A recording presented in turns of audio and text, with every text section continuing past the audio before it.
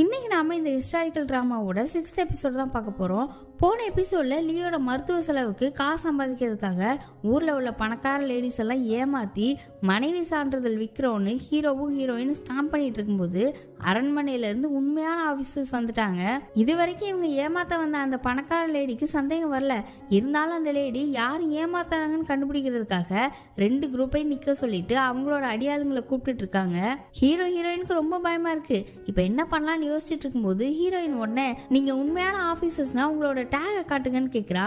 ஆனா இந்த ஆபீசருங்க வந்தது ரகசியமான ஒரு வேலைக்காக, அதனால அவங்க கிட்ட டேக் இல்ல. உடனே இதை ஒரு பாயிண்டா பிடிச்சி பாத்தீங்களா அவங்க தான் ஏமாத்துக்காருங்க, எங்க கிட்ட டேக் இருக்கு பாக்குறீங்களான்னு ஹீரோ கொஞ்சம் ஓவரா பண்ணி பட்டறையில செஞ்சு வாங்கினதா அப்படி இப்படின்னு காட்ட அது தெரியாம கீழே விழுந்துருது. அது ஒன்றும் அவ்வளோ அக்யூரேட்டா இருக்காது. அந்த ஆஃபீஸர் பார்த்த உடனேவே அது ஃபேக்குன்னு கண்டுபிடிச்சிட்டாரு. ஹீரோ ஹீரோயின் என்ன பண்றதுன்னே தெரியாம எல்லாரையும் தள்ளி விட்டுட்டு ஓட ஆரம்பிச்சிட்டாங்க. அந்த ஆஃபீஸர் கூட வந்த வீரர்கள் துரத்தி வர இவங்க குதிரையில தான் வந்திருப்பாங்க. ஹீரோயினுக்கு குதிரை ஓட்டி பழக்கன்றனால அவ டக்குன்னு குதிரையில ஏறி கிளம்பிட்டா. ஹீரோ வீரர்களோட குதிரையை அவுத்து ஓட விட்டுட்டு அவனோட குதிரையில ஏறிடலான்னு ட்ரை பண்றான். ஆனா அவன் குதிரை ஓட்டி பழக்கமே இல்லை. அந்த குதிரையில ஏறவே முடியல. குதிரை பாட்டுக்கு அவனை இழுத்துட்டு போகுது. குதிரை ஸ்பீடுக்கு ஓடி வர முடியாம அவன் கீழே விழுந்துட்டான். இதை பார்த்ததும் குதிரையில போயிட்டு இருந்த ஹீரோயின் குதிரையை நிறுத்த நீ எதுக்கு நிக்கிற, இங்கிருந்து தப்பிச்சு ஓடுன்னு அவன் கத்துறான். இப்ப துரத்தி வந்த வீரர்கள் பக்கத்துல வந்துட்டாங்க. ஹீரோ உடனே ஒரு கம்பு எடுத்து அவங்க கிட்ட சண்டை போட வீரர்கள் அரண்மனையில இருந்து வந்ததுனால ரொம்ப நல்லா சண்டை போடுறாங்க. கண்டிப்பா ஹீரோ மாட்டிப்பான்னு ஹீரோயின் குதிரையிலே திரும்பி வந்துட்டா. அப்படியே கையை நீட்டிட்டு வரா. அவ கையை பிடிச்சி ஜம்ப் பண்ணி குதிரையில ஏறிட்டான். அந்த பணக்கார லேடியோட ஆளுங்களும் வரானுங்க. நல்ல வேளை இவங்க குதிரையில எஸ்கேப் ஆகி போயிட்டாங்க. இப்ப கொஞ்சம் தூரம் போனதும் ஆளுங்க துரத்தலன்னதும் ஹீரோயின் குதிரையை நிறுத்திட்டா. இப்பதான் 2 பேருக்குமே தோணுது அவங்க பக்கத்துல ரொம்ப க்ளோஸா உட்காந்துருக்காங்கன்னு. அதுலயும் ஹீரோ 2 கையையும் வச்சு அவளை டைட்டா பிடிச்ச மாதிரி உட்காந்துருக்கான். அதான் சேசிங் முடிஞ்சிருச்சுல, கையை எடு அப்படின்னு சொல்லும்போது ஒரு மாதிரி மூஞ்ச வச்சுக்கிட்டு எடுக்கவே மாட்டேங்கிறான். எடுன்னு சொன்னேன்னா அவன் ஒரு ஃபோர்ஸை தள்ள பொத்துன்னு கீழே விழுந்துட்டான். அச்சச்சோன்னு அவன் கீழே இறங்கி வர நீ ஏன் குதிரையில ஏற்றி விடுற, அப்புறம் தள்ளி விடுற, ஆமா உன்னை ஓட தானே சொன்னேன், எதுக்கு திரும்ப வந்து என்னை காப்பாத்தின, இப்படி காப்பாத்தினா மட்டும் ஆனந்த கண்ணீரோட உன்னை பாப்பேன்னு நினைச்சியா, என்னை எப்படி காப்பாத்திக்கிறதுன்னு எனக்கு தெரியும், ஃபர்ஸ்ட் நீ உன்னை காப்பாத்திக்க பாரு, இப்படி லூஸ் மாதிரி பண்ணாத அப்படின்னு கத்த புரிஞ்சுது. அடுத்த வாட்டி நீ இருக்கிறியோ சாகுறியோ நான் கிளம்பிட்டே இருப்பேன்னு சொல்லிட்டு வீட்டுக்கு 2 பேர் நடந்து போயிட்டு இருக்கும்போது உனக்கும் உன் பையனுக்கும் நான் எவ்வளோ பெரிய கஷ்டம்னு எனக்கு புரியுது. என்னோட கொழுந்தனாருக்கு சரியானதும் நான் உங்க கூட இருக்க மாட்டேன் கிளம்பிடுவேன்னு சொல்றா. எங்க போறதுக்கு ஏதாவது இடம் இருக்கான்னு கேட்கும்போது அமைதியா இருக்கா. எங்க போறோன்னு இன்னும் முடிவு பண்ணல, ஆனா பேச்சு மட்டும் ஓவரா பேசுறது. என்னமோ பண்ணு, நீ கடத்தினாதனால தான் என் வாழ்க்கை இப்படி ஆயிடுச்சுன்னு கடைசி வரை கூட இருந்து தொல்லை பண்ணுவியோன்னு நினைச்சேன். நல்ல வேலை போயிடுறேன்னு சொல்ற, போகும்போது மட்டும் சொல்லிட்டு போ, என் பையன் ஃபீல் பண்ணுவான்னு சொல்றான். இப்ப நடந்து வீட்டு பக்கத்துல வந்துட்டாங்க. அப்பாவை இன்னும் ஒரே ஒரு வேண்டுகோள், என் கொழுந்தனாருக்கு சரியாகி நாங்க இங்கிருந்து கிளம்புற வர தயவு செஞ்சு அவர்கிட்ட வம்பு பண்ணாம கொஞ்சம் பொறுமையாரு, இது ஒரு வேண்டுகோளா கேட்கிறேன் அப்படின்னு சொல்ல சரி புரிஞ்சுது அப்படின்னு சொல்றான். ஆனா அவன் வாய் சும்மா இருக்குமா? லீ அந்த மருத்துவ வேற சாப்பிட்டுட்டு இருக்கும்போது இந்த வேர் எவ்வளோ காசு தெரியுமா, இதுக்காக என்னென்ன கஷ்டப்பட்டேன் அப்படின்னு ஆரம்பிச்சுட்டு இருக்கான். ஹீரோயின் ஒரு மாதிரி பார்க்கவும் என்ன உண்மையதானே சொல்றேன் அப்படின்னு சொல்ல லீயும் சண்டைக்கு போறான். அவ உடனே இந்த வீட்டை விட்டு போற வர 2 பேரும் சண்டை போட மாட்டீங்கன்னு வாக்கு கொடுத்துருக்கீங்க, ஆம்பளைங்களா இருந்தா அதை காப்பாத்துங்க, நான் தூங்க போறேன் அப்படின்னு சொல்ல அந்த வீட்டில் ஒரே ஒரு ரூம் தான் இருக்கு. அதனால லீ இருந்துட்டு அண்ணி நீங்க வெளியே போய் படுக்க போறீங்களா, நானும் இவனும் வெளியே படுத்துக்கிறோம், நீங்க குட்டி பையன் கூட உள்ள படுங்கன்னு சொல்றான். உங்களுக்கு தான் உடம்பு சரியில்லை கொழுந்தனாரே, நீங்க தான் உள்ள படுக்கணும்னு அவ சொல்ல இதுக்கு நடுவுல ஹீரோ வேற இது என் வீடு நான் தான் உள்ள படுப்பேன்னு சொல்றான். அப்ப இளவரசியை வெளியே படுக்க சொல்றேன்னு கேட்கும்போது நான் அப்படி எதுவும் சொல்லலையே, இது வரைக்கும் நாங்க எல்லாரும் ஒன்னா தான் தூங்குவோம், அப்படிதான் தூங்கணும்னு சொல்றேன்னு சொல்ல எது இளவரசி கூட ஒன்னா தூங்குவியா, இனிமே அது மாதிரி நடக்கக்கூடாது அப்படின்னு லீ கத்த திரும்ப 2 பேரும் சண்டை போட ஆரம்பிச்சிட்டாங்க. இவனுங்களுக்கு சொன்னா புரியாதுன்னு அவன் வேகமா எந்திரிச்சு வெளியே போயிட்டா. இப்ப இங்க கட் பண்ணி அமைச்சர் கிம்ம காட்டுறாங்க. அதான் முகம் பார்த்து ஜோசியம் சொல்வார்ல, இவர்கிட்ட தான் இளவரசியோட கல்லறைய வேற ஒரு இடத்துக்கு மாத்திர பொறுப்பை கொடுத்துருக்காங்க. அதனால அவர் ஒரு டேட்டை ஃபிக்ஸ் பண்ணி அதை லீயோட அப்பா கிட்ட சொல்றதுக்காக வந்திருக்காரு. இன்னும் 7 நாள்ல அதை பண்ண போறாங்களாம். ஆனா லீ அப்பா நான் என் சொந்த பந்தங்கள் கிட்ட எல்லாம் சொல்லணும், நிறைய விஷயங்கள் தயார்படுத்தணும், இவ்வளவு சீக்கிரம் எல்லாம் முடியாதுன்னு சொல்ல இது அரசரோட உடல் நலம் சம்மந்தப்பட்டது, அதனால தாமதப்படுத்த முடியாது. அரசரும் 7 நாள்ல இதை பண்ணணும்னு சொல்லிட்டாருன்னு சொல்லிட்டு கிளம்பிட்டாரு. லியோட அப்பாவுக்கு செம்ம கோவம். மூத்த பையனை கூப்பிட்டு, இந்த போறான்ல அந்த அமைச்சரை முழு நேரமும் கண்காணிக்கணும், ஒரு ஆளை செட் பண்ணு, அவன் என்ன பண்றான் எங்க போறான் எல்லாம் எனக்கு தெரிய வரணும்னு சொல்ல அங்க லீய காட்டுறாங்க. அவன் இப்ப நல்லாவே தேறிட்டான். ஹீரோயின் வீட்டு வேலை பார்த்துட்டு இருக்கிறத தாங்கிக்க முடியாம நான் பண்றேன்னு கேக்குறான். உங்களுக்கே உடம்பு சரியில்லை, ரெஸ்ட் எடுங்கன்னு அவ சொல்லும்போது அதெல்லாம் ஒன்றும் பிரச்சனை இல்லை, நான் நல்லா இருக்கேன்னு சொல்றான். உடனே அவ நல்லா இருக்கீங்களா, அப்ப இங்க இருந்து கிளம்புற நேரம் வந்துடுச்சுன்னு சொல்றா. அவன் இப்பவும் நீங்க இல்லாம நான் போக மாட்டேன்னு சொல்ல, என்னால் உங்கள் கூட வரவே முடியாது, நீங்கள் இங்கேருந்து போனதும் நானும் இங்கேருந்து கிளம்ப தான் போகிறேன், இவங்க கூட இருக்கிறதுனால பாவம் அந்த குட்டி பையன் கூட மோசமான சம்பவங்களை பார்க்க வேண்டியதாக இருக்குது, என்னால் இவங்களுக்கு தான் ஆபத்து அப்படின்னு சொல்லிட்டு போயிட்டா. இப்போ திரும்ப லீயோட அப்பாவை காட்டுறாங்க. இன்னும் 7 நாளில் அவர் ஏதாச்சும் பண்ணி ஆகணும். ஹெட்டை கூப்பிட்டு, எனக்கு மனசு ஒரு மாதிரி இருக்குது, கோயிலுக்கு படிக்க போன லீ என்ன பண்ணுறான்னு பார்த்துட்டு வான்னு சொல்லி அனுப்புகிறாரு. அங்கே லீ ஹீரோயினை எப்படி காப்பாற்றுறதுன்னு யோசிச்சுட்டு நிற்க, ஹீரோ தண்ணி எடுக்கிறதுக்கு வாளியை தூக்கிட்டு கிளம்புறான். பார்க்கும்போதெல்லாம் 2 பேரும் சண்டை தான் போட்டுட்டு இருக்காங்க. ஃபர்ஸ்ட் இவங்க மீட் பண்ணும்போது ஹீரோ வேற ஒரு பேர்ல தானே சொல்லி அறிமுகம் ஆனா, அதை லீ சொல்ல, ஆமா நான் நல்லா ட்ரெஸ் பண்ணி பெரிய இடத்து பையன் மாதிரி இருந்த போது நீ என் கூட ஃப்ரெண்டா இருக்கணும்னு கேட்ட, ஆனா இப்ப இப்படி திரியும் போது என்னை பார்த்தா உனக்கு கேவலமா இருக்கா போடா அப்படின்னு திட்டிட்டு போக பார்க்கும்போதுதான் சண்டை தான் போடுறானுங்க. இப்ப ஹீரோ ஒரு ஓடையில தண்ணி எடுத்துட்டு இருக்கான். அண்ணனோட ஞாபகம் வருது. கடைசியா அவரை பார்க்கும்போது வீரர்கள் போட்டு நொத்திட்டு இருந்ததை யோசிச்சு பார்த்துட்டு இப்ப அவர் எப்படி இருக்கிறாரோன்னு ஃபீல் பண்ணிட்டு இருக்க. அங்கே லீ வந்து நிற்கிறான். என்ன நீயும் தண்ணி எடுக்க வந்தியான்னு கேட்கும்போது லீ இப்போ ஒரு செம்மையான ஐடியாவோட வந்திருக்கான். இவனோட அப்பா கிட்ட ஒரு மெடல் ஒன்று இருக்கு, அது இப்போ இருக்கிற அரசர் கொடுத்தது. அரசர் ஆகிறதுக்கு லீயோட அப்பா நிறைய ஹெல்ப் பண்ணி இருந்திருக்காராம், அதுக்காக பரிசா கொடுத்தது தான் அந்த மெடல். அந்த மெடல் ஒருத்தர் வச்சிருந்தா தேச துரோகத்தை தவிர வேற எந்த தப்பு பண்ணியிருந்தாலும் மன்னிப்பு கிடைக்குமா. அந்த மாதிரி ஒரு மெடல் லீ அப்பா கிட்ட இருக்கு. அதை எடுத்துட்டு போய் அரசர்கிட்ட கொடுத்து லீ அப்பா பண்ணதுக்கு மன்னிப்பு கேட்கலாம். இப்போ நீங்க யோசிக்கலாம், இதை லீ அப்பாவே பண்ணிருக்கலாமேன்னு. அவர் ஏன் அப்படி பண்ணலன்னா, அரசர் மன்னிச்சுவார் தான், ஆனா மக்கள் எல்லாம் தப்பா பேசுவாங்களாம், அதுக்கு தான் அவர் அப்படி பண்ணல. ஆனா லீக்கு ஹீரோயினை காப்பாத்துறதுக்கு இதை விட வேற வழி தெரியல. இந்த ஐடியாவை ஹீரோ கிட்ட சொல்லி, நீ அந்த மெடல் எடுக்கிறதுக்கு உதவி பண்ணா என் வீட்டுல அடைச்சி வச்சிருக்கிற உன் அண்ணனை காப்பாத்துறதுக்கு நான் உதவி பண்றேன்னு சொல்ல ஹீரோ இதுக்கு சரின்னு சொல்லிட்டான். ஆனா இந்த ஐடியாவை ஹீரோயின் கிட்ட சொன்னா அவ ஆபத்தாயிடும் வேணான்னு சொல்லுவான்னு அவகிட்ட அண்ணன் எப்படி இருக்கான்னு பார்த்துட்டு வர்றதுக்காக இவங்க 2 பேரும் போறதா சொல்லிட்டு கிளம்புறாங்க. அப்படியே இங்க கட் பண்ணி ஹெட்டை கட்டுறாங்க. அவர் லீயை தேடி கோயிலுக்கு போயிட்டாரு. அங்கதான் லீ இல்லையே, அத்தை மட்டும் தான் இருக்காங்க. அவங்க கிட்ட லீ எங்கன்னு கேட்கும்போது, இங்க கூட்டமா நிறைய பேர் வராங்கன்னு படிக்க முடியாதனால துறவியெல்லாம் தியானம் பண்ற குகைக்கு நான் தான் அனுப்பி வச்சேன்னு சொல்லி சமாளிக்க பாக்குறாங்க. லீ ஆல்ரெடி பிரச்சனை பண்ற ஆள் தானே, அதனால ஹெட்டுக்கு இவங்க சொல்றது நம்பிக்கை இல்லை. நான் அந்த குகையை போய் பார்த்துட்டு உறுதி பண்ணணும்னு சொல்லிட்டு குகைக்கு போக அங்க புக்கு மட்டும் இருக்கு. அந்த புக்கை தொட்டு பார்க்கறதுக்கு ரொம்ப தூசியா இருக்கு. அப்ப ரொம்ப நாளாவே இந்த புக் படிக்காம இப்படிதான் இருக்குன்னு புரிஞ்சுக்கிறாரு. இப்ப இதை போய் லீ அப்பா கிட்ட சொல்லிடுவாரோன்னு லீ அத்தை பயந்து ஹெட்டு கிட்ட கெஞ்சுறாங்க. அவனுக்கு மனசு ஒரு மாதிரி இருக்கிறதுனால பக்கத்துல எங்கேயாவது போயிருப்பான், இதை அண்ணன் கிட்ட சொல்லாத, லீ உன்னை ஒரு மாமா மாதிரி தானே பாக்குறான் அப்படின்னு ரொம்ப கெஞ்சுறாங்க. ஆனா ஹெட்டு, என் முதலாளிக்கு நான் உண்மையா இருப்பேன், அவர் எனக்கு சொன்ன வேலையை தான் நான் பாக்குறேன் அப்படின்னு சொல்லிட்டு அங்கிருந்து போயிட்டாரு. அங்க லீயோட வீட்டுல நம்ம அண்ணனை காட்டுறாங்க. அவருக்கு இப்பெல்லாம் லேடி ஜோ தான் சாப்பாடு கொண்டு வந்துட்டு இருக்காங்க போல. நம்ம அண்ணன் லேடி ஜோக்காக காத்துட்டு இருக்காரு. அவங்க சாப்பாடு எடுத்துட்டு வந்ததும் வாங்க வாங்கன்னு அவரே சாப்பாடை வாங்கிப்பாரு. லேடி ஜோவும் சாப்பாடு கொடுத்துட்டு ஹீரோயின் நினைச்சு ஃபீல் பண்ண ஆரம்பிச்சிட்டாங்க. நான் மட்டும் அன்னைக்கு அவங்கள ஒழுங்கா பார்த்துட்டு இருந்திருந்தா இது எதுவுமே நடந்திருக்காதுன்னு உட்கார்ந்தால இவங்க அழுந்தது நம்ம அண்ணனால தாங்க முடியல. நீங்க மட்டும் என்னை இங்க இருந்து அனுப்புங்க, என் தம்பி எங்க இருக்கான்னு என்னால கண்டுபிடிக்க முடியும் அப்படின்னு சொல்லிட்டு இருக்க. இப்ப அப்படியே இங்க கட் பண்ணி ஹெட்டை கட்டுறாங்க. அவர் வீட்டுக்குள்ள வராரு. லீயோட அண்ணன்காரன் அவரை நிறுத்தி லீ கோயில்ல இல்லைன்னு தெரிஞ்சுக்கிறான். அந்த அதிக பிரசங்க இப்படித்தான் ஏதாவது பண்ணுவான்னு எனக்கு தெரியும், வாங்க அப்பா கிட்ட போய் சொல்லலான்னு 2 பேரும் ஒன்னா லீ அப்பா ரூமுக்குள்ள நுழைய பார்த்தா உள்ள லீயும் உட்காந்துருக்கான். ஏதோ புக்ஸ் எடுக்க வந்ததாகவும் 2-3 நாள் இங்கதான் தங்கிட்டு போறதாகவும் சொல்லிட்டு இருக்கான். ஹெட்டை பார்த்து, நான் அத்தை கிட்ட சொல்லாம தான் வந்தேன், பாவம் அதனால நீங்க வேற ரொம்ப அலைஞ்சிருப்பீங்க, மன்னிச்சிடுங்கன்னு அந்த ரூம்ல இருந்து கிளம்பும் போது ஒரு கபோர்டை பார்த்துட்டே போறான். அங்கதான் அந்த மெடல் இருக்குமோனுவோ. இந்த லீ ஹீரோவை அவன் வீட்டு பக்கத்துல ஒரு இடத்துல நிக்க வச்சிருக்கான். ஏதோ சிக்னல் கொடுப்பானா, அப்பா வீட்டுக்குள்ள வர சொல்லியிருக்கான். ஹீரோவும் அப்படி என்ன சிக்னல் கொடுப்பான்னு யோசிச்சுட்டு நிக்க, அன்னைக்கு நைட்டு ஸ்டோர் ரூம் மாதிரி இருக்க ஒரு ரூம்ல லீ தீய வச்சு விட்டுடுறான். அப்புறம் அவனே நெருப்பு நெருப்புன்னு கத்திட்டு ஆளுங்களை கூப்பிட எல்லாரும் நெருப்பு அணைக்கிறதுக்கு அங்கிட்டு இங்கிட்டு ஓடிட்டு இருக்காங்க. அப்ப இதுதான் சிக்னலான்னு ஹீரோ யோசிச்சுட்டே வீட்டுக்குள்ள நுழையிறான்.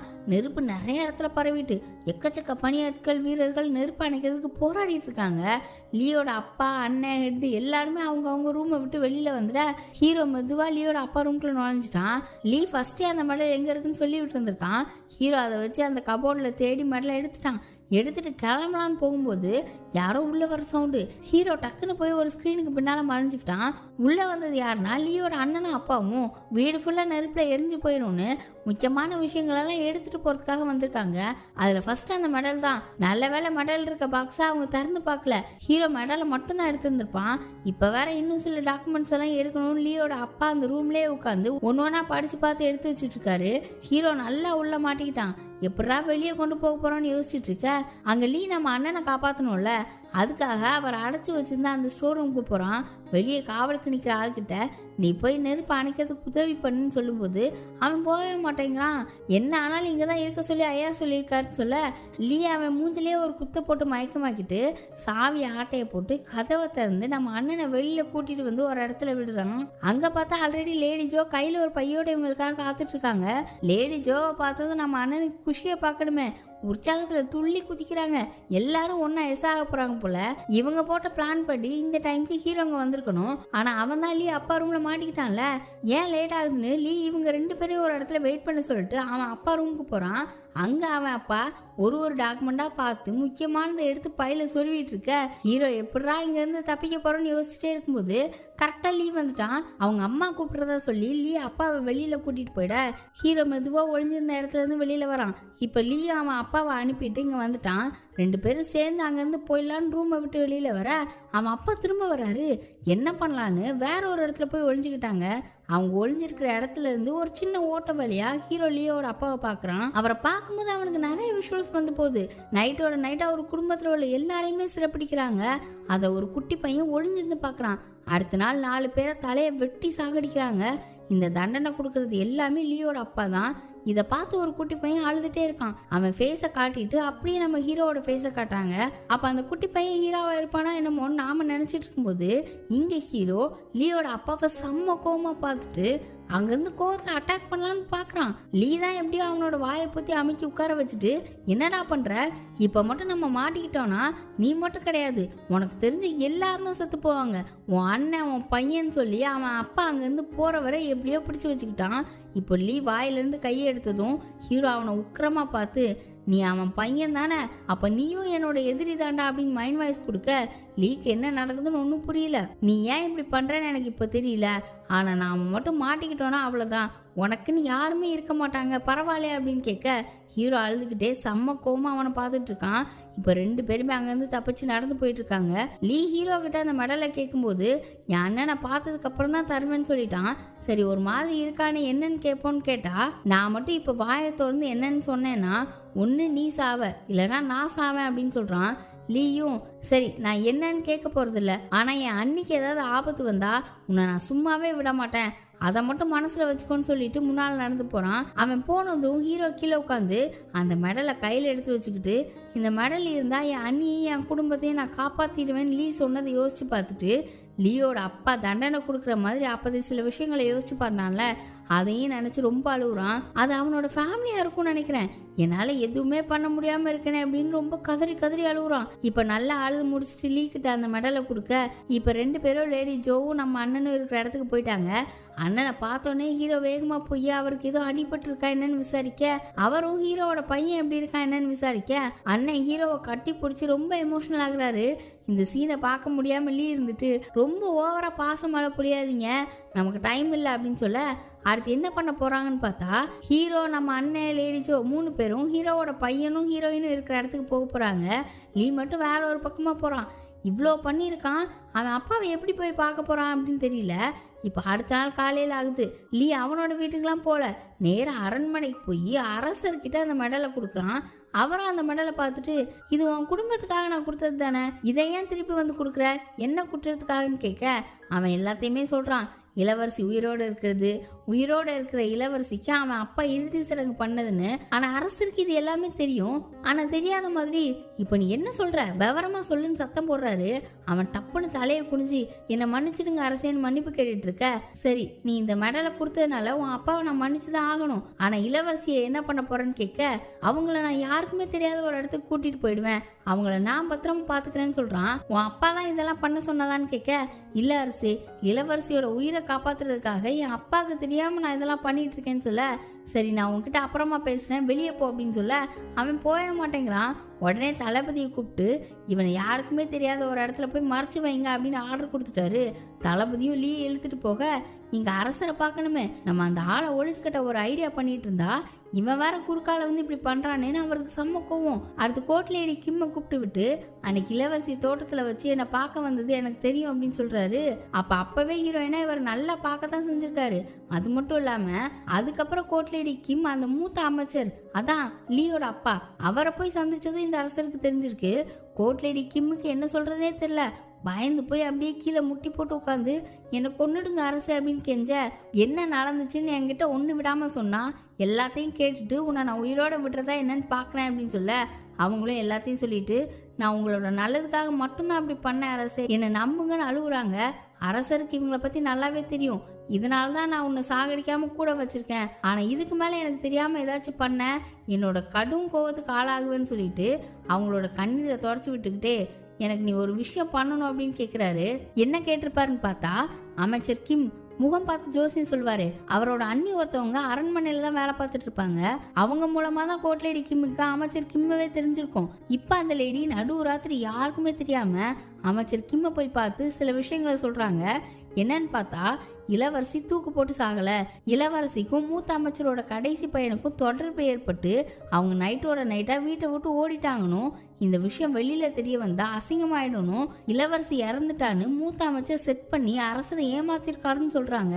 இதை அமைச்சர் கேட்டதும், இந்த விஷயம் உங்களுக்கு எப்படி தெரியும், கோர்ட்லேடி கிம் சொன்னாங்களா இல்ல அரசரே சொன்னாரா அப்படின்னு கரெக்டா கேக்குறாரு. ஆனா அந்த லேடி, இல்ல இது அரண்மனைக்குள்ள புரளி பேசும்போது கேட்டேன்னு சொல்றாங்க. ஆனா இவருக்கு நல்லாவே தெரியுது இது கோட்லேடி கிம்மோட வேலை தானு. நான் சொன்னதா அவங்க கிட்ட ஒரு விஷயத்த சொல்லிடுங்க, அம்பு விட்டாச்சுன்னு அப்படின்னு சொல்ல அந்த லேடிக்கு ஒன்றும் புரியல. அப்புறம் இந்த லேடி போனதுக்கு அப்புறம் அமைச்சர் கிம், அப்ப அரசர் சொன்ன அந்த மூத்த அமைச்சர் தானா அப்படின்னு மைண்ட் வாய்ஸ் கொடுத்துட்டு அவரோட ஆளுங்களை கூப்பிட்டு கூலிப்பட ஒன்று ரெடி பண்ண சொல்றாரு. அடுத்து அப்படியே அரண்மனையில அரசரை காட்டுறாங்க. லீயை ஒரு ரூம்ல உட்கார வச்சிருக்காங்க. அங்க வந்து லீ கிட்ட, இளவரசி என்கிட்ட கூட்டிட்டு வா, அதுக்கப்புறம் நீ சொன்ன மாதிரி நான் பண்றேன், முக்கியமான விஷயம் இளவரசியை உயிரோட கூட்டிட்டு வரணும், அப்படியே இந்த விஷயம் நமக்குள்ள மட்டும்தான் இருக்கணும்னு சொல்றாரு. இந்த அரசர் சரியான ஆளா இருக்காரு.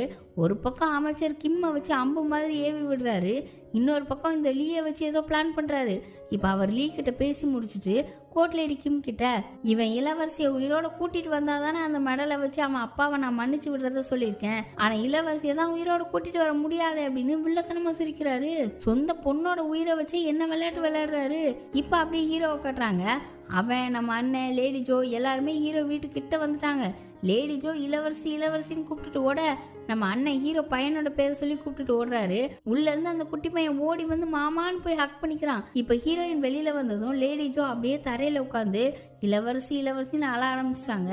அவங்க அன்னைக்கு கொஞ்சம் உஷாரா இருந்திருந்தா ஹீரோயினை கடத்தி இருந்திருக்க முடியாதுன்னு சொல்லி ரொம்ப அழுகுறாங்க. அவங்க அழுகிறத பார்த்து ஹீரோயினால, ஹீரோ அவன் பையன் கிட்ட போறான். பையன் உடனே, ஏன்பா ஒரு மாதிரி இருக்க, உனக்கு எதுவும் உடம்பு சரியில்லைன்னு கேட்குறான். ஹீரோவோட மூஞ்சி அவ்வளோ டல்லாக இருக்கு. ஹீரோயினும் இதை நோட் பண்ண, இப்போ ஹீரோ இருந்துட்டு பையன்கிட்ட, போய் நம்மளோட திங்ஸ் எல்லாம் எடுத்து வை, நாம இங்கேருந்து கிளம்பணும்னு சொல்கிறான். இப்போதானடா வந்தோம், அதுக்குள்ளே கிளம்பணும்னு சொல்கிற, என்ன நினச்சிட்டு இருக்கேன்னு அண்ணன் கேட்கும்போது, நீங்கள் கிளம்புங்க, நான் போகிற வழியில் சொல்கிறேன்னு சொல்கிறான். ஹீரோயின் உடனே, அங்கே எதுவும் தப்பாக நடந்துச்சா என்னன்னு கேட்குறா. உடனே அவன் அண்ணன்கிட்ட, நான் சொல்கிறத புரிஞ்சுக்கோங்க, ஃபர்ஸ்ட் இங்கேருந்து கிளம்புவோம் தயவு செஞ்சுன்னு சொல்லிட்டு ஹீரோயின் பக்கமாக திரும்பி, நான் உன்கிட்ட கொஞ்சம் தனியாக பேசணும்னு கூப்பிடுறான். இளவரசி வான்னு கூப்பிட்டு லேடி ஜோ பொங்குறாங்க. அதை எப்படிடா நீ இளவரசியை வா போன்னு கூப்பிடுவேன்னு சத்தம் போட, ஹீரோயின் தான் அமைதியா இருங்க நான் போய் பேசிட்டு வரேன்னு போறா. இப்போ ஹீரோ அவகிட்ட, நாங்கள் இப்போ இந்த இடத்துல இருந்து கிளம்புறோம், உன் கொழுந்தனார் வந்ததுக்கப்புறம் நீ இங்கவே அவன் கூட இருப்பியோ இல்லை அவன் கூட தப்பிச்சு போவியோ அதை நீயே முடிவு பண்ணிக்கோ, இதுக்கு மேலே என்னால் உன்னை கூட வச்சுட்டு பயந்துட்டே இருக்க முடியாதுன்னு சொல்கிறான்.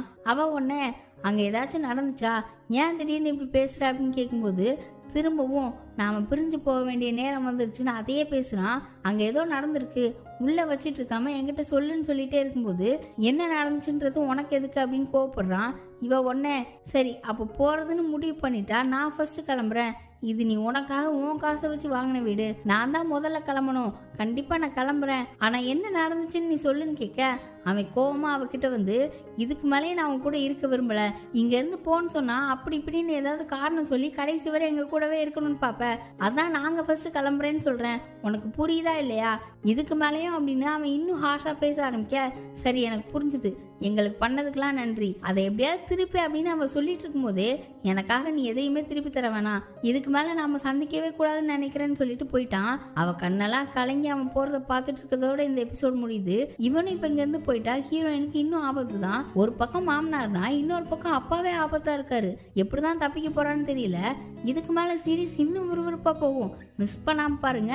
அதுக்கு சேனலை சப்ஸ்கிரைப் பண்ணி பெல் ஐக்கானை பிரஸ் பண்ணி வச்சுக்கோங்க. வீடியோ பிடிச்சிருந்தா லைக் பண்ணுங்க. அப்பதான் நிறைய பேருக்கு ரெக்கமெண்ட் ஆகும். Bye by.